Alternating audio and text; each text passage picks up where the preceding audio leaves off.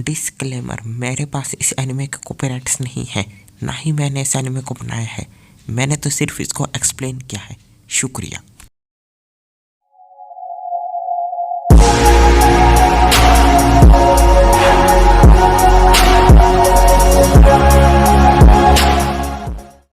Episode 20 the haunted mention murder case. Episode की शुरुआत में हम देख सकते हैं काफ़ी बारिश हो रही होती है और बिजली भी कड़क रही होती है और वहाँ से आयुमी जा रही होती है। उसके बाद उसकी नज़र एक काफ़ी बड़े घर पे पड़ती है जिसकी खिड़की पे हवा में आग जल रही होती है और वो देख के आयुमी डर जाती है।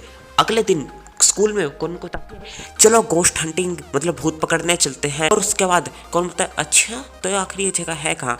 आयुमी बताती है वो एक 4 एरिया है, वो एक काफ़ी पुराना घर है, वो एक डरावना घर है जहाँ पे 5 साल पहले किसी को बहुत मारा गया जब तक कि वो मर नहीं गया। कौन सोचता है अरे हाँ वहाँ पे एक अनसॉल्व केस है। आयुमी बोलती है वहाँ उसमें जो माँ और बेटा रहते थे वो चले गए और अब वहाँ पे बुरी आत्माएं रहती हैं। देर रात को तुम्हें उनकी आवाज़ भी सुनती है और कई बार कुत्ते भौंकते हैं और अगले दिन उनकी वहाँ पे हड्डियाँ पाई जाती हैं।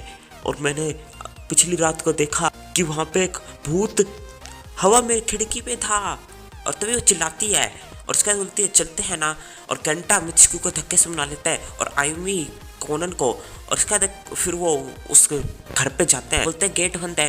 घंटा बोलता है मैं यहाँ पे आ चुका हूँ तो मुझे एक सीक्रेट एंट्रेंस पता है। उसका तो पीछे से घास वाली साइड से लेके आता है और वहाँ से घुसा देता है और कोनन उस एंट्रेंस पे थोड़ा शक करता है। उसके बाद वो अंदर जाते हैं और फिर थोड़ी सी बारिश होने लगती है और तभी बिजली कड़कती है और आयुमी डर के भाग के अंदर जाती है। तभी वो एक स्टैचू से टकरा के गिर जाती है और बोलती है अरे नहीं मैं सिर्फ कुछ ही देर के लिए गिरी थी, सेकंड्स के लिए, और अभी मेरे कपड़े पूरी मिट्टी से भर चुके हैं। जिसको बोलते हैं वो इसलिए क्योंकि बहुत समय से यहाँ पे कोई रहता नहीं है, फ्लोर काफ़ी गंदा हो चुका है। और उसके बाद तभी उसे वॉश बेसिन मिल जाती है और वो पानी से खुद को साफ कर लेती है। उसके बाद तभी अपना आप ही एक अचानक गेट खुल जाता है जिससे वो सब तीनों तो डर जाते हैं और कौन जाके देखता है और वहाँ पे कुछ नहीं खिड़की खुल जाती है हवा की वजह से। मुझको बोलता है अच्छा हवा की वजह से खुल गई और फिर वो बंद कर देता है। फिर मुझको बोलता है मुझे वॉशरूम जाना है और उसके बाद वो जाता है और जैसे वो आता है तो उसे थोड़ा काफ़ी अजीब साउंड सुनता है और वो बोलता है आज के टाइम पे भूत जैसी तो कोई चीज़ें होती नहीं है, ये शायद हवा होगी, मैं जाके चेक करता हूँ। और जैसे वो जाता है तभी उसे एक अंडरग्राउंड चीज़ दिखती है और वो वहाँ पे जाता है और वो बोलता है यहाँ पे थोड़ा सा वही साउंड बहुत ज़्यादा आ रहा है। और उसके बाद तभी उसको एक रूम दिखता है और जैसे ही वो उस रूम के अंदर देखता है तभी वो बहुत तेज चिल्लाता है और कौन बोलता है ये मिचकू की आवाज़ है और वो भाग के जाता है उसको देखने के लिए। कौन सोचता है जिस तरीके से वो चिल्लाया है वो आम नहीं था, यहाँ पे जरूर कुछ होने वाला है इस मेंशन में। और वो बोलता है तुम दोनों जाओ और उस रूम में छुप जाओ और जब तक मैं ना कहूँ आना मत। और मैं मिचको को देखने जा रहा था तभी उसको एक फोटो मिलते हैं, वो कहता है यही तो वो आदमी था जिसकी जान ले ली गई, तो ये ज़रूर उसकी माँ और बेटे होंगे जो चले गए थे यहाँ से छोड़ के। उसके बाद फिर उसको घंटा की आवाज़ आती है और बोलता है ये घंटा की आवाज़ है, मैंने उसको बोला था कि वो बाहर मत आए। दूसरी साइड आयुमी घंटा को देखने जाती है और उसको लगता है कि वो घंटा, और जैसे ही वो पास जाती है वो कुछ लाल सी लाइट देख के काफ़ी डर जाती है और वो फुटस्टेप्स सुन के तभी पीछे से किसी के हाथ आते हैं और वो आयुमी को पकड़ के पीछे कर लेते हैं और कोनन उतर बोलता है शोर मत बचा। उसके बाद तभी काफ़ी स्कैरी लुक में एक औरत कुछ खाना लेके एक ट्रे पे जा रही होती है और वो आयुमी तो सोचती है ये भूत है और कोनन बोलता है ध्यान से देखो ये एक इंसान ही है। और उसके बाद कोनन उसका पीछा करता है। कोनन बोलता है यहाँ पे तो कोई रूम भी नहीं है और आगे दीवार है तो आखिर वो गई कहाँ पे। उसके बाद वो ज़मीन पे देखता है और बोलता है आखिर यहाँ पे मिट्टी क्यों नहीं है। और तभी उसको एक हैंडल दिखता है और वो सोचता है क्या ये अंदर जाने का एक रास्ता है, तो वो इसके अंदर गई होगी। और कोनन उसको खोलने की कोशिश करता है लेकिन वो बहुत ही ज़्यादा भारी हो। और तभी उसे याद आता है कि प्रोफेसर गासा का एक नया इन्वेंशन है जिसमें प्रोफेसर गासा एक्सप्लेन करते हैं ये है कॉन्ट्रैक्टिंग सस्पेंडर, अगर तुम इसके बटन को दबाओगे तो ये भारी सामान को उठा सकता है। और वो जो अपनी बेल्ट सी बांधी होती है उसको जहाँ पे हम पुराने स्टाइल में इस जगह पे बल्लभ सा लगा सकते थे उससे भाग देता है और वो स्ट्रेट भी हो जाती है काफ़ी लंबी और तभी बटन दबा देते हैं जिससे वो इस तरीके से उसको उठा देती है। और तो क्या पता यहीं पे मिचको और घंटा भी हो। और उसके बाद वो दोनों अंदर जाते हैं और देखते हैं कि वहाँ एक दरवाजे पे लाइट हो रही होती है और वो अंदर जाते हैं जहाँ पे एक जेल बन रही होती है और आई बोलती है देखो वहाँ पे एक इंसान है। और उसके बाद वो तभी बहुत तेज चिल्लाता है और कौन सोचता है आखिर इसको हुआ क्या है। तभी वो औरत आ जाती है, वो अजीब सी औरत, और कौन और छुप जाते हैं और वो बोलती है तुम्हें एक और बुरा सपना आया, चलो कुछ नहीं होता, जो भी हुआ था वो 5 साल पहले हुआ था। तो अब समय आ गया है कि तुम इन चीज़ों को भूल जाओ। ये मायने नहीं रखता कि तुम कितने पेन में हो, लेकिन मरे हुए लोग वापस नहीं आ सकते। कौन सा जरूर उसकी बात करो कि जिसका मर्डर हो गया था। इसका मतलब ये दोनों, और तभी वो बोलती है ये लो और अपना खाना खाओ। लड़के को पता नहीं क्या होता है और वो पता नहीं पागलों की तरह वो सारा खाना फेंक देता है। और वो औरत बोलती है अगर तुम ऐसा करोगे तुम बस सफर ही करोगे, तुम्हें परेशानी ही उठानी पड़ेगी। मैं तुम्हारे ये फ्यूचर के लिए ही कर रही हूँ। क्यों? कौन सा था? अब समझ आ गया। अब मैंने सोल्व कर लिया है इस मैन से उस खून का ट्रूथ। और तभी आयुमी डर के वो झाड़ू ये आती है साफ करने वाली करने लगती है, कौन उसे उठा लेता है, लेकिन तभी वो अलमारी से बाल्टी गिरा देता है और शोर हो जाता है। औरत वो चाकू उठा के बोलती है लगता है यहाँ पे कुछ चूहे हैं, लगता है उनको भी साफ करना पड़ेगा।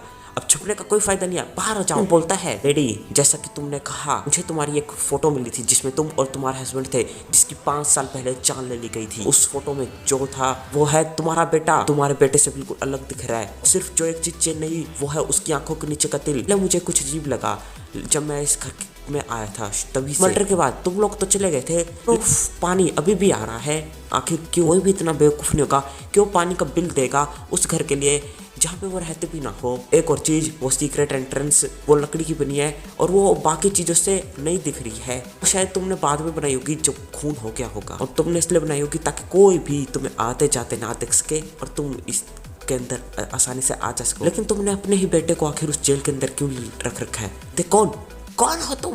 मैं हूँ एडोगावा कोनन, एक डिटेक्टिव। फैक्ट के साथ सिर्फ 2 ही पॉसिबिलिटी हो सकती है। पहली तो ये कि तुमने अपनी पति की जान ले ली और तुम्हारे बेटे ने तुमको ये करते हुए देख लिया था, वो उसका सबूत था इसलिए तुमने उसको फंसा दिया। और दूसरी ये कि तुम्हारे बेटे ने तुम्हारी पति की जान ले ली, लेकिन तुम नहीं चाहती थी कि वो फंसे, इसलिए तुमने अपने बेटे को बचाने के लिए उसको वहां पे रख रखा है। लेकिन वो क्राइम उसके लिए बहुत ज्यादा मुश्किल रहा होगा, इसलिए वो सारी चिल्लाने के बाद उसके दर्द और परेशानी की होगी। तुम्हारा बेटा शायद खुद को पुलिस को देना चाहता होगा, लेकिन तुमने करने नहीं दिया। यही है, तुम नहीं चाहती तुम्हारा बेटा क्रिमिनल बने, तो इसलिए तुमने ये सच छुपा के। तुम्हारी बातें और तुम्हारे रिएक्शन देखने के बाद तुम्हारे पति का खूनी है। और तभी वो औरत बोलती चुप जाओ, और वो कौन को पकड़ के चाकू मारने वाली होती है और वो लड़का चिल्ला के बोलता है रुक जाओ माँ, ऐसा मत करो। ये बिल्कुल वैसे ही है जैसा कि उसने कहा, ये सही कर है। जिस इंसान ने पापा की जान ले ली वो मैं हूँ। वो स्प्रिंग नाइट को हुआ था 5 साल पहले। उस नाइट को मैं अपने कॉलेज का एंट्रेंस एग्जाम तीसरी बार फेल हो गया था और वो उसके फादर बोल रहे थे तुम फिर से फेल हो गए, तुम हमारी फैमिली के लिए एक शर्म की बात हो, तुम ये हो, तुम इससे कुछ ज़्यादा हो ही नहीं। और जैसे ही मैंने उनके दर्द वाले वर्ड सुने और मैं स्टेट में था, मेरा दिमाग खाली हो गया। और तभी जैसे मैं अपनी सेंस में आया तो मैं अपने हाथों में एक कैंडल स्टिक बढ़ रहा था जो खून से भरी हुई थी और मेरे फादर जमीन पर गिर चुके थे जो कि मर चुके थे। और उसकी माँ बोलती है कुछ नहीं होता अकियो, मैं तुमको बचाऊंगी। बाकी सब वैसे ही जैसा कि तुमने कहा। मेरी माँ ने ऐसे दिखाया कि ये एक क्राइम था और उसके बाद कि हम चले गए। लेकिन अब मैं इस चीज़ को और नहीं सह सकता हूँ। मैं वो ऐसी जगह पे डर के और नहीं रह सकता हूँ जहाँ पे मेरे को अपने फादर के मौत के सपने आए। मैं अपने क्राइम को ख़त्म करना चाहता हूँ, शांति में रहना चाहती हूँ। उसकी माँ बोलती है अखियो कुछ नहीं होता, तुम ऐसे रह सकते हो, अगर तुम ठीक हो जाए तो हम अच्छी ज़िंदगी जिएंगे।